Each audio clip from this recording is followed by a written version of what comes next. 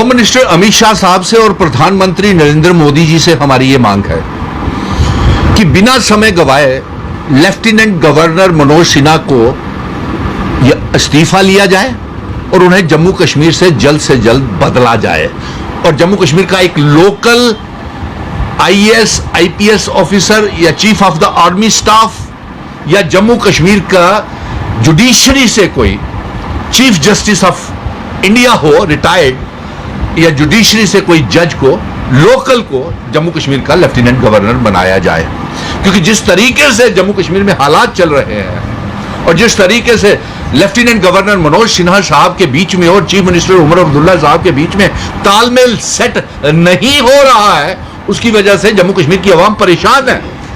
आज बहुत बड़ा बयान एक चीफ मिनिस्टर साहब का आता है, उमर अब्दुल्ला का, और उसके साथ स्पीकर अब्दुल रहीम राठौर साहब ने यह कहा है कि जब तक जम्मू कश्मीर को रियासत का दर्जा वापस नहीं मिलता है तब तक कोई भी वादा किया हुआ मैनिफेस्टो में जो है इलेक्शन मैनिफेस्टो में पूरा नहीं हो सकता।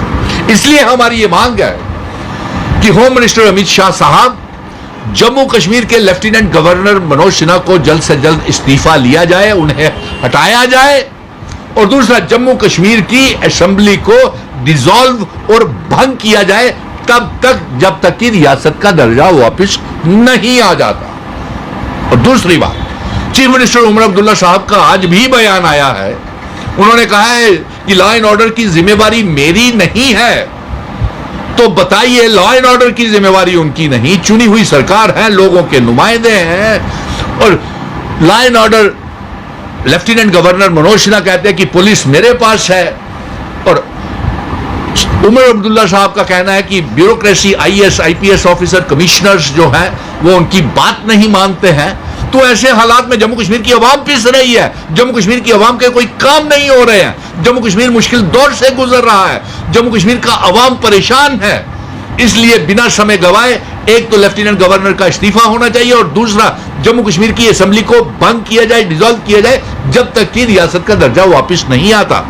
और तीसरी बात ये आप देखिए जम्मू कश्मीर में कितना तनाव है, दोनों सरकारों के बीच में लड़ाई हो रही है, डबल इंजन की सरकार है, एक दूसरे को चलने नहीं दे रहे। जम्मू कश्मीर के नौजवान बेरोजगार हैं, कारोबार ठप है, टूरिस्ट ठप है, यात्राएं ठप है, कितना नुकसान हो गया। क्लाउड बर्स्ट, बादल फटने के बाद पूरा जम्मू, कठुआ, सांबा, पुंछ, रजौरी, रामबन, बनिहाल, रामसू, कश्मीर, रियासी, डोडा, किश्तवाड़, भद्रवाह, चशोती सब बह गया। पुंछ, रजौरी, किसी को एक पैसे का आज तक मुआवजा नहीं मिला। बताइए अब ये किसकी जिम्मेवारी है?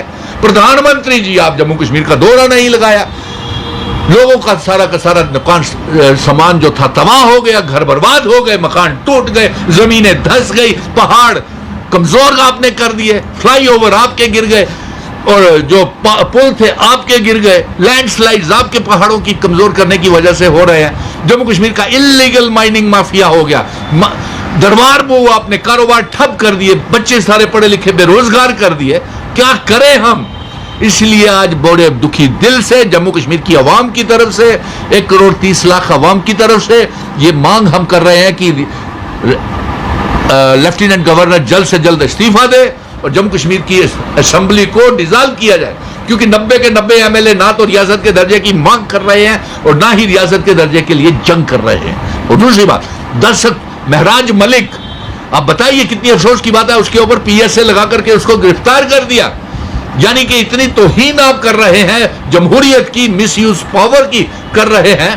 और हजरतबल में आपने एम्बुलम लगा करके आपकी भारतीय जनता पार्टी की नेता जो द्रक्षान रावी, उसने तनाव हिंदू मुस्लिम कर दिया, जम्मू वर्सेस कश्मीर कर दिया।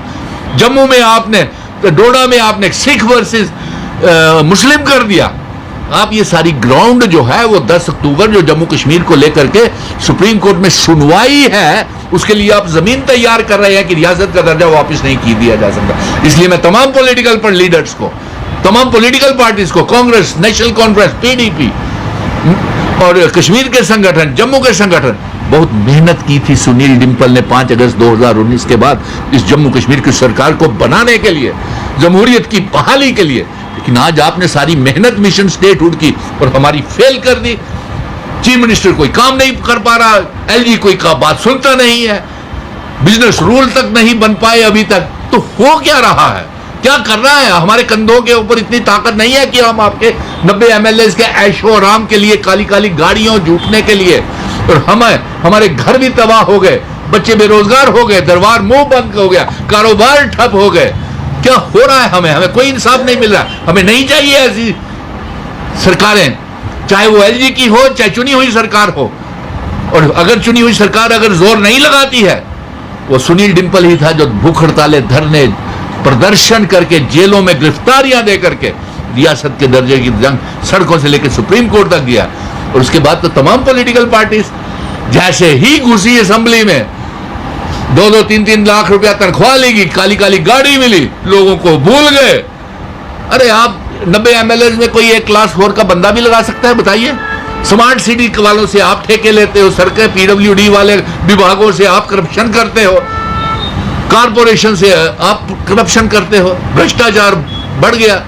सो इसलिए आज का यही पत्रकार मित्रों, आपको मैं यही कहना चाहता था कि जम्मू कश्मीर की आवाम बेहद दुखी है और सरकार कोई चुनी हुई सरकार कोई काम नहीं कर पा रही। कांग्रेस ने भी यही हमला किया है, बच्चों के काम नहीं हो पा रहे, रोजगार, वो भी तंग आ गई है कांग्रेस भी, और कांग्रेस भी दूरियां बनाना अलायंस की सरकार से शुरू हो गई है। लेकिन मुझे इस बात का दर्द है, मैं फिर भी सभी को इकट्ठा रखना चाहता हूं, क्योंकि मेहनत तो मिशन स्टेट होल्ड ने की थी डे 1 से 5 अगस्त 2019 के बाद।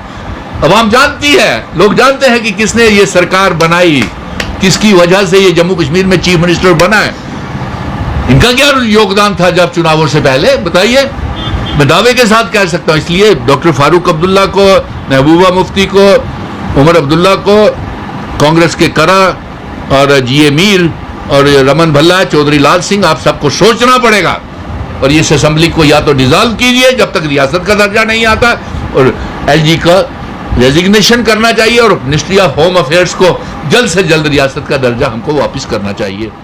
जय हिंद, धन्यवाद।